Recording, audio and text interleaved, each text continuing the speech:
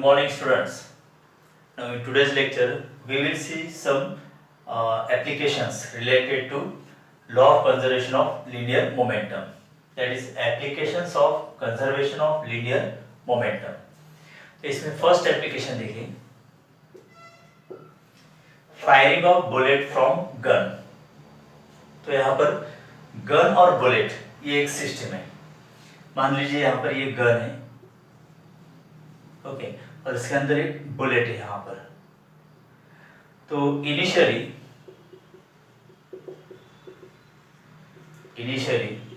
Gun and bullet both are at rest. Okay, suppose यहाँ पर m1 is the mass of gun, m1 that is mass of gun. Okay, m2 be the mass of bullet. देखिए bullet का मास बहुत कम होता है, averagely 20 ग्राम या 40 ग्राम इतना होता है, लेकिन गन का मास बहुत ज़्यादा होता है, 3 किलोग्राम अप टू 5 किलोग्राम तक भी हो सकता है. Okay, mass of gun is very large compare to mass of the bullet. Now both are at rest initially before firing. तो ये बिफोर फायरिंग होगा, बिफोर फायरिंग. ओके, तो बिफोर फायरिंग दोनों मतलब गन और बुलेट रेस्ट है, तो इनके इनिशियल वेलोसिटीज क्या होंगे. देखिए u1 that is initial velocity of the gun. तो ये कितना होगा, यहाँ पर 0 होगा स्टूडेंट. और initial velocity of the bullet is also 0 because both are at rest. Before firing both are at rest. Mass of gun m1, mass of bullet m2. ठीक है, और दोनों रेस्ट है, इसलिए u1 that is initial velocity of gun, u2 initial velocity of bullet, दोनों rest होने के कारण यहाँ पर 0 होगी. ओके, तो बिफोर फायरिंग मोमेंटम क्या होगा. देखिए गन का मोमेंटम होगा, let it is p1 is equal to m1 u1. Okay, तो m1 into 0 that is 0. Similarly p2 is equal to mass of bullet into its velocity initial. तो m2 into 0 it is equal to 0. इसका मतलब P1 और P2 दोनों momentum 0 होंगे. Okay, that means P1 plus P2 is equal to 0. This is equation number 1. So when before firing bullet from the gun, both bullet and gun are at rest. तो इसका मतलब दोनों की initial momentum क्या होगी, 0 होगी. सो momentum of gun plus momentum of bullet that is p1 plus p2 is equal to 0. Okay, तो यहां पर क्या होता है. देखिए after firing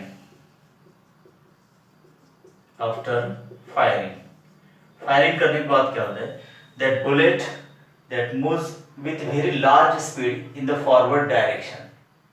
This is the bullet. Okay, it moves in forward direction and gun recoils back with certain velocity. मतलब अगर bullet fire हो जाती है इन forward direction with very large speed, तो यहाँ पर गन भी यहाँ पर मूव होती है in backward direction, it kicks backward. देखिए from this equation p1 is equal to minus p2, ये इधर आने के बाद माइनस होगा ना. तो अगर आफ्टर फायरिंग क्या होगा, बुलेट अगर फॉरवर्ड डायरेक्शन में उसका मोमेंटम होगा, p1 यहाँ पर पॉजिटिव ना, मतलब फॉरवर्ड डायरेक्शन, राइट डायरेक्शन, तो minus p2 is equal to minus p2. तो गन यहाँ पर बैकवर्ड डायरेक्शन में मूव होगी, मतलब मोमेंटम ऑफ द गन कैसे होगी, इन रिवर्स डायरेक्शन या फिर in opposite direction. Okay, backward direction. देखिए from equation 1 p2 is equal to minus p1. इसका मतलब क्या होता है कि p2 is the momentum of bullet, p1 is the momentum of gun. देखिए आफ्टर फायरिंग क्या होगा, अगर बुलेट फॉरवर्ड डायरेक्शन में होता है तो इसका मतलब गन बैकवर्ड डायरेक्शन में होगी.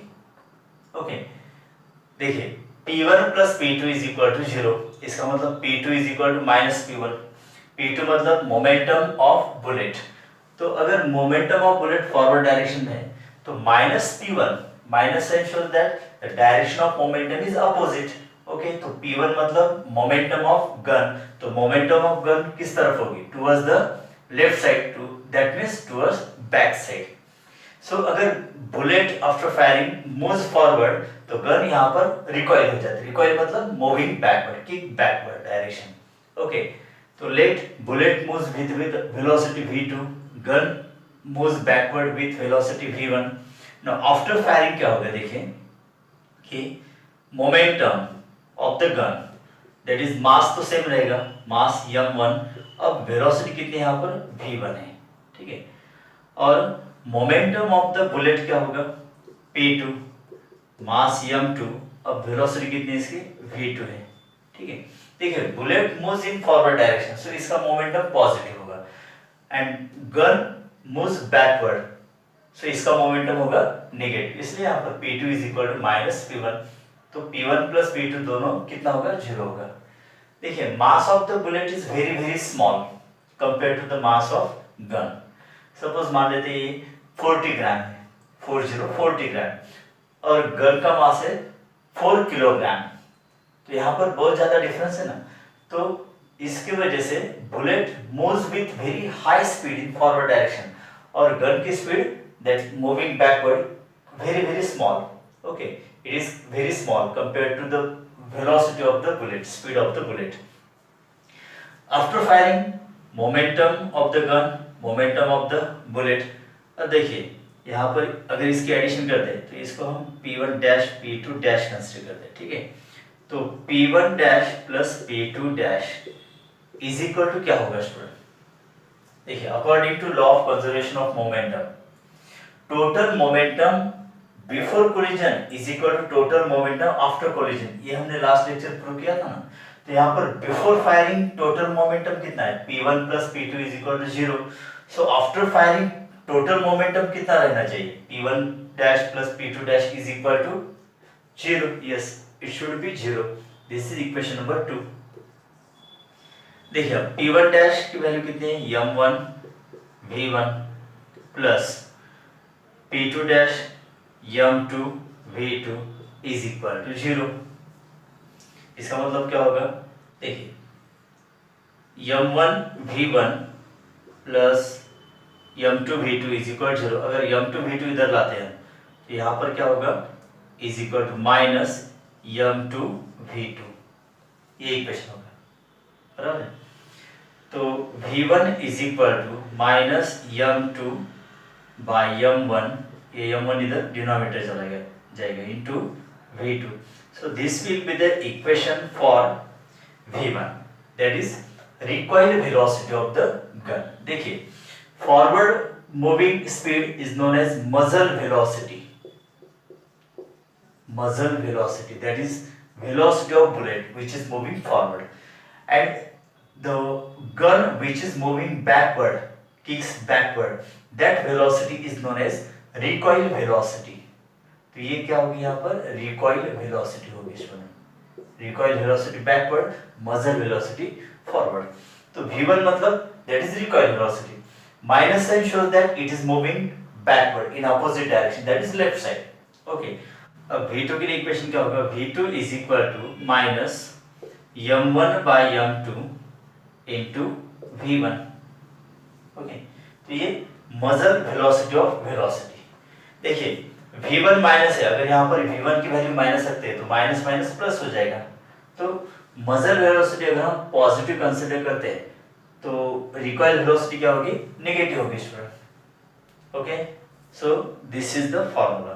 सो इन मैग्नीट्यूड फॉर्म, इन मैग्नीट्यूड क्या लिख सकते हैं हम, देखिए in magnitude okay, velocity of bullet, that is muzzle velocity, muzzle velocity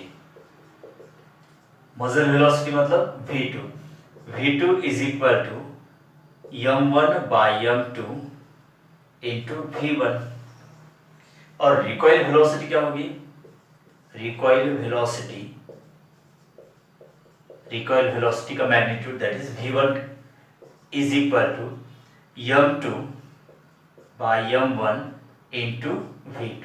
तो ये मैग्नीट्यूड फॉर्मूला है, ठीक है स्टूडेंट, मजल वेलोसिटी और ये रिकॉइल वेलोसिटी के लिए।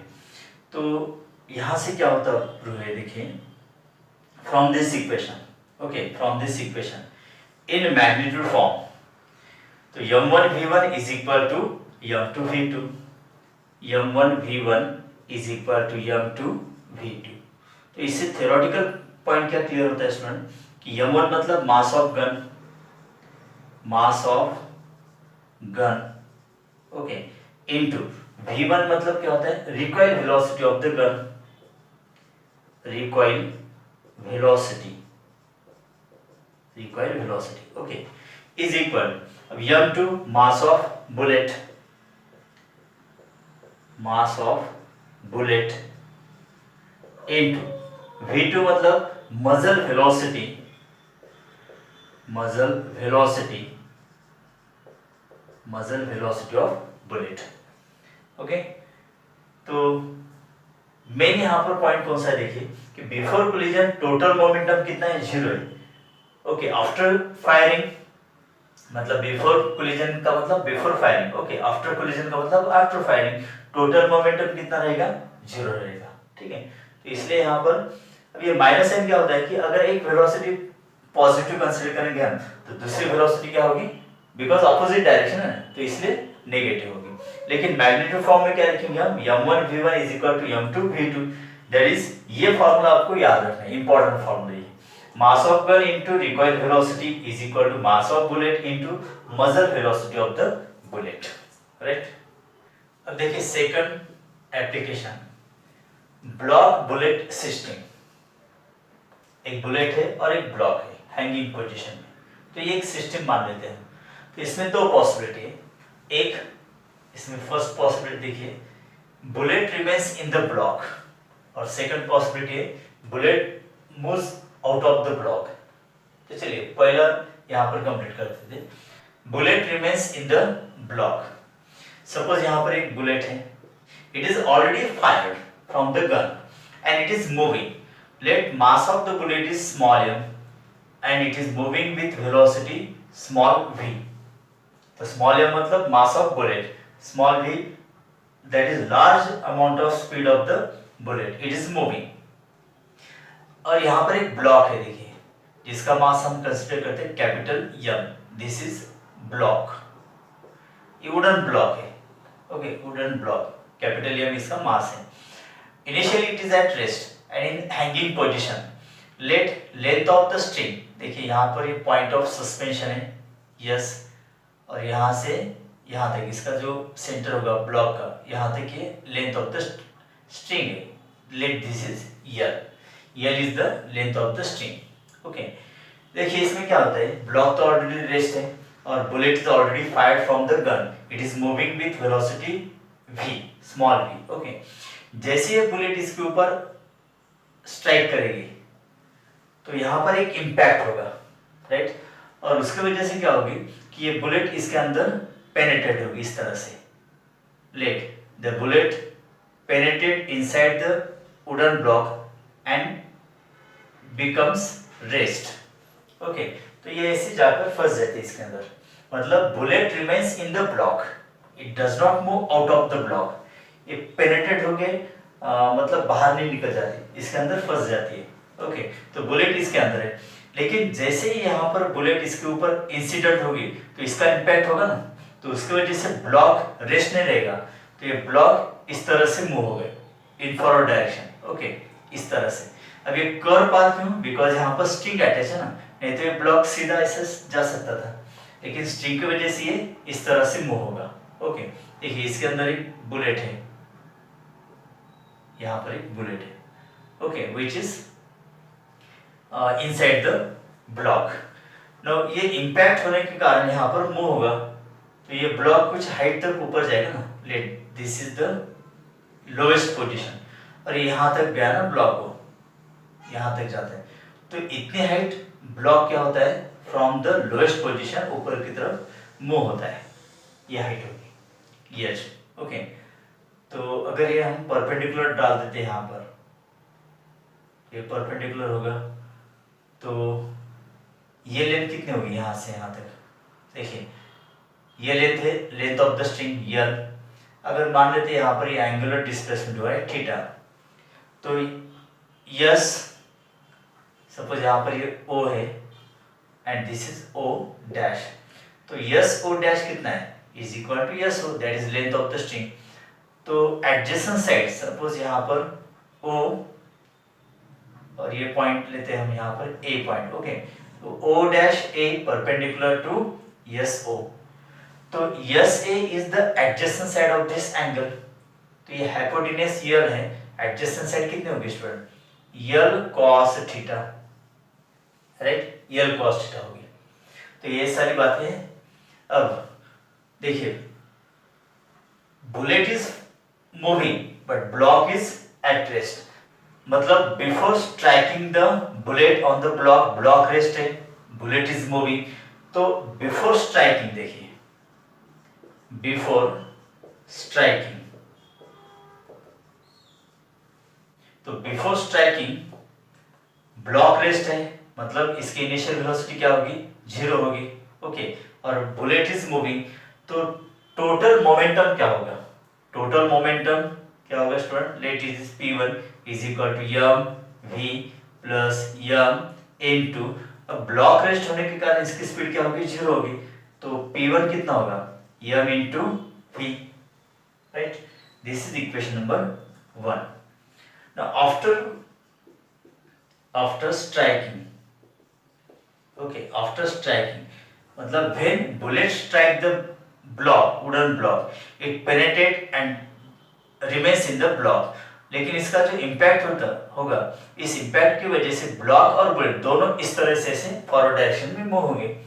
लेट यहाँ पर इसकी वेलोसिटी है v, कैपिटल V, ठीक है। अब देखिए ध्यान से, ब्लॉक के अंदर बुलेट है, ओके, बुलेट और ब्लॉक दोनों एक साथ मूव होंगे ना, तो इनकी वेलोसिटी हम यहाँ पर कंसीडर करते हैं कैपिटल V है, ओके, तो capital V is also known as common velocity, because block के अंदर बुलेट है, तो बुलेट और ब्लॉक दोनों एक साथ स्पीड से अब मूव होंगे ना इन फॉरवर्ड डायरेक्शन, तो बुलेट और ब्लॉक दोनों की स्पीड सेम होगी and it is v, so this is known as common velocity after striking, okay. तो देखिए आफ्टर स्ट्राइकिंग मोमेंटम क्या होगा, लेट इट इज p2, तो अब मास क्या होगा टोटल, इसके अंदर बुलेट है ना, तो बुलेट का मास और इस ब्लॉक का मास दोनों की एडिशन रहेगी, तो टोटल मास होगा capital M plus small m, मतलब मास of block plus mass of bullet into velocity कितनी है v है, okay, this is equation number 2। लेकिन law of conservation of momentum क्या कहते हैं कि यहाँ तो एक्सटर्नल फोर्स तो नहीं अप्लाई हुआ ना, ओके, तो before striking and after striking momentum same रहेगा, इज रिमेन्स कांस्टेंट और कंजर्व, देयरफॉर यहाँ पर क्या होगा फिर p1 is equal to p2, p1 is equal to p2, therefore तो momentum before striking is equal to momentum after striking, तो before striking momentum कितना है m into small v is equal to after striking capital M plus small m, that is mass of block plus mass of bullet into common velocity capital v, right. तो यहां से दो equations हमें मिलेंगे, एक तो यहां पर कॉमन वेलोसिटी देखिए v, capital V is equal to m divided by capital M plus small m into v, this is equation number 3 and it is known as common velocity, common velocity, because both block and bullet both are moving in the same direction in the same velocity, so this is known as common velocity। तो ये common velocity का formula यहाँ पर मिलता है student, okay.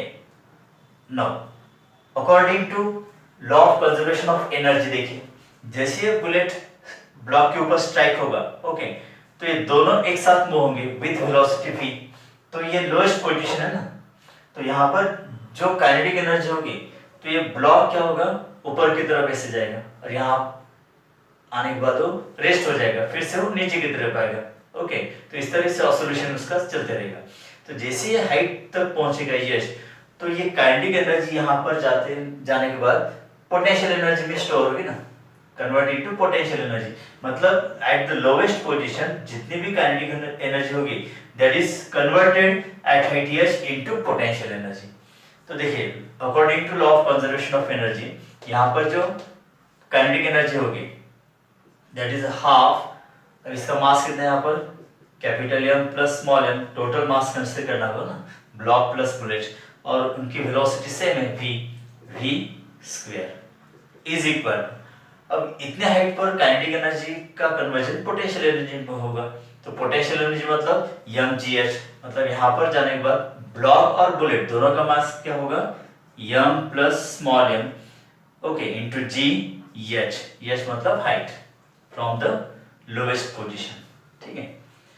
तो देखिए यहाँ पर m प्लस m और ये bracket m plus m cancel हो जाएगा, तो v square is equal to ये 2 इधर मल्टीप्लाई होने के बाद 2gh, therefore v is equal to root 2gh, equation number 4।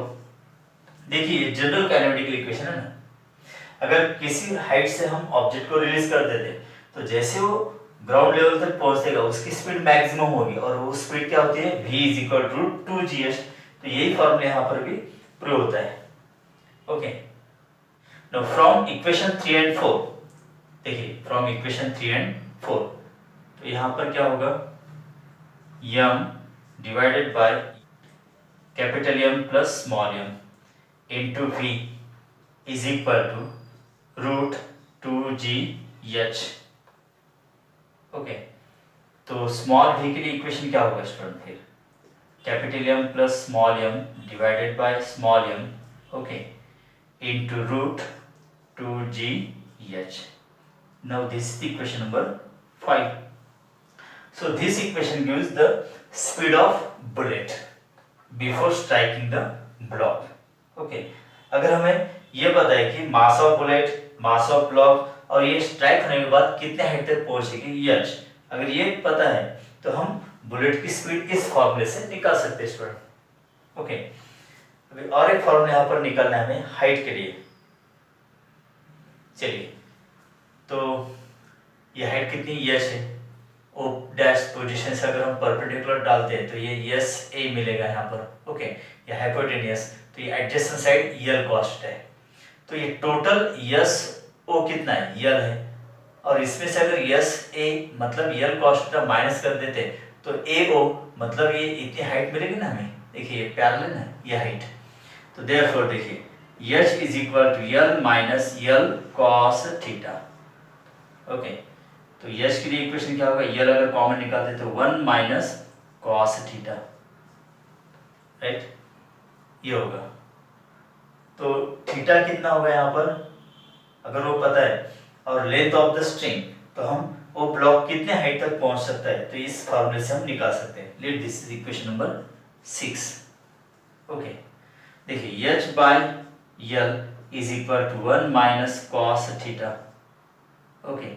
तो cos theta is equal to क्या होगा स्टूडेंट, ठीक है, माइनस कॉस थीटा इधर प्लस हो जाएगा, तो यहाँ पर 1 minus H by L, therefore theta is equal to cos inverse of 1 minus H by L, ठीक है। तो ये इस तरह से हम एंगल निकाल सकते हैं। देखिए from this equation v square is equal to g h, और एक फॉर्मूला हम एच के लिए निकाल सकते हैं। देखिए फ्रॉम दिस इक्वेशन एच के लिए इक्वेशन क्या होगा,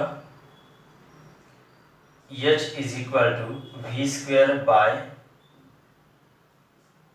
2g, बराबर। देखिए h is equal to v square by 2g, अभी v मतलब कॉमन वेलोसिटी, ओके। तो v के लिए फॉर्मूला यहाँ पर देखिए फ्रॉम इक्वेशन नंबर 3, तो इसका स्क्वायर मतलब m square v square divided by this bracket square m plus small m bracket square, okay, और ये 2g यहाँ पर मल्टीप्लिकेशन आएगा into 2g। Let this equation number 7 equation. तो ये फॉर्मूला स्टूडेंट मिलता है हाइट के लिए। देखिए अगर मूविंग बुलेट की स्पीड पता है मतलब स्मॉल की, उसका मास पता है, मास ऑफ द ब्लॉक पता है, ठीक है, तो पहले ही हम एस्टिमेट कर सकते हैं कि ये स्ट्राइक होने के बाद अगर बुलेट अंदर की तरफ जाती है और वहां पर फंस जाती है, मतलब रिमेन्स इन द ब्लॉक, तो ये ब्लॉक और बुलेट सिस्टम कितने हाइट तक पहुंचेगा, ये हाइट हम यहाँ से निकाल सकते हैं। तो इस तरह से कि न्यूमेरिकल्स मतलब एमसीक्यू आ सकते हैं स्टूडेंट। ओके, अब यहाँ पर सेकंड केस क्या है, bullet moves out of the block, मतलब bullet does not remains in the block, it moves out of the block, that penetrate through the block and moves outside the block। देखिए यहाँ पर same bullet यहाँ पर है, इसका मास है small m और वेलोसिटी है स्मॉल v। ओके, जैसे इसके ऊपर स्ट्राइक होगी स्टूडेंट, तो ये इसमें से ऐसे पेनिट्रेट हो जाएगी। ओके, इस अंदर से ऐसे बाहर की तरफ आ जाएगी इस तरह से। तो लेट बुलेट यहाँ पर है, ठीक है, मास m उतना रहेगा, लेकिन इसकी वेलोसिटी सेम रहेगी क्या एज बिफोर स्ट्राइकिंग?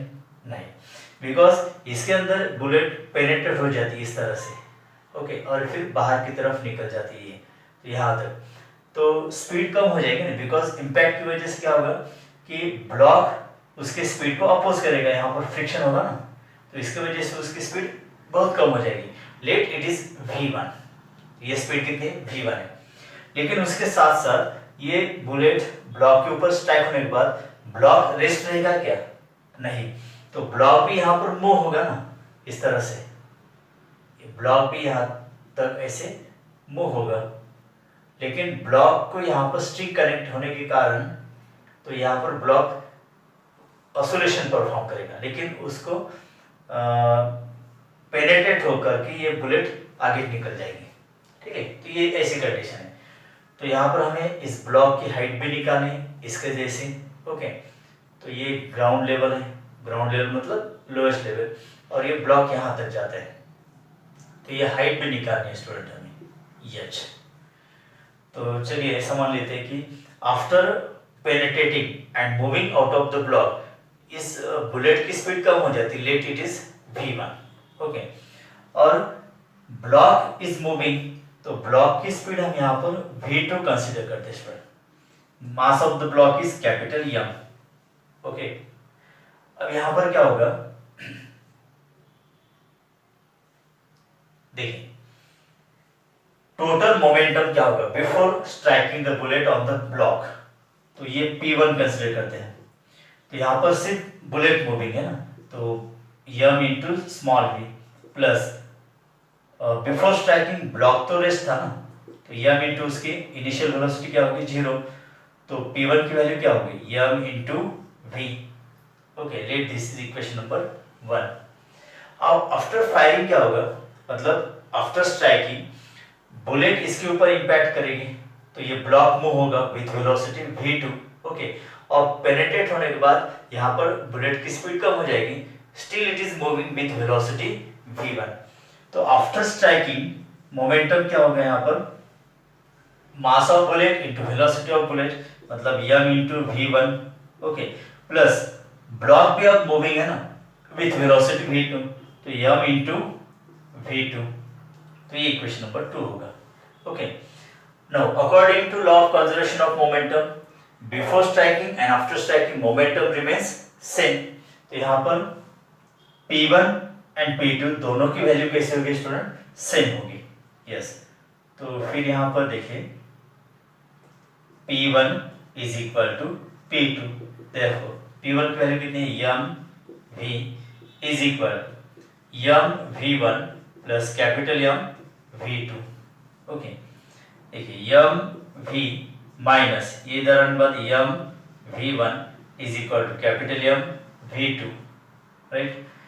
तो m कॉमन निकालने के बाद यहाँ पर v minus v1 is equal to m v2, right. तो इस तरह से हम v2 की वैल्यू निकाल सकते हैं student. Therefore v2 is equal to m by capital M in bracket v minus v1। Okay, इस तरह से। So what is v2? v2 is the velocity of block is equal to mass of bullet upon mass of block in bracket v minus v1, that is velocity of bullet before striking minus velocity of bullet after striking। तो ये formula यहाँ पर होगा। अब यहाँ पर देखिए, according to law of conservation of energy, block का यहाँ पर सोचते हैं हम, तो ब्लॉक का मास m है और इसकी वेलोसिटी कितनी v2 है, तो यहाँ पर एक मैक्सिमम काइनेटिक एनर्जी होगी। जब ये हाइट तक पहुंचेगा एज तक, तो काइनेटिक एनर्जी का कन्वर्जन किस में होगा, पोटेंशियल एनर्जी में। तो यहाँ पर ये इक्वेशन हम लेते हैं, तो एट द लोएस्ट पोजीशन देखें, उसकी kinetic energy half m v2 square ना, तो बुलेट तो नहीं है ना इसके अंदर, तो सिर्फ मास ऑफ ब्लॉक होगा और उसकी वेलोसिटी इज इक्वल टू, अब हाइट एच तक पहुंचने के बाद इसका कन्वर्जन होगा पोटेंशियल एनर्जी में, तो m g h। ओके, तो m get cancel, therefore v2 square is equal to 2g h, और v2 के लिए इक्वेशन क्या होगा फिर, therefore v2 is equal to root 2g h। Okay, तो ये इस तरह से फॉर्मूला ये भी होगा उसका, v2 is equal to 2g h। अगर हमें ये दिया है न्यूमेरिकल में कि after striking and penetrating and moving outside the bullet, okay, from the block, block attain the height h, तो इस ब्लॉक की वेलोसिटी कितनी होगी स्टूडेंट, तो v2 का फॉर्मूला ये हम यूज कर सकते हैं, रूट 2g h। ओके, अब कितने हाइट तक ये पहुंचेगा, अगर ये फाइंड आउट करना है तो h के लिए फॉर्मूला तैयार करेंगे हम। ओके, तो h इज इक्वल टू क्या होगा, देखिए h is equal to v2 square divided by 2g, ये फॉर्मूला होगा ना, is equal to, that implies h is equal to, अब v2 मतलब ये फॉर्मूला लेंगे, इसका स्क्वायर देखिए m square by capital M square in bracket v minus v1 bracket square divided by this 2g। Okay, तो ये फॉर्मूला होगा, late this is equation number 3। अब ये हाइट का फॉर्मूला इस कंडीशन में है, ओके, और ये हाइट का फॉर्मूला इस कंडीशन में है स्टूडेंट। तो इस तरह से दो एप्लीकेशंस हमने डिस्कस किए यहाँ पर, firing of bullet from gun और दूसरा ब्लॉक बुलेट सिस्टम, जिसमें दो कंडीशंस थे, bullet remains in the block and second bullet moves out of the block. Okay student.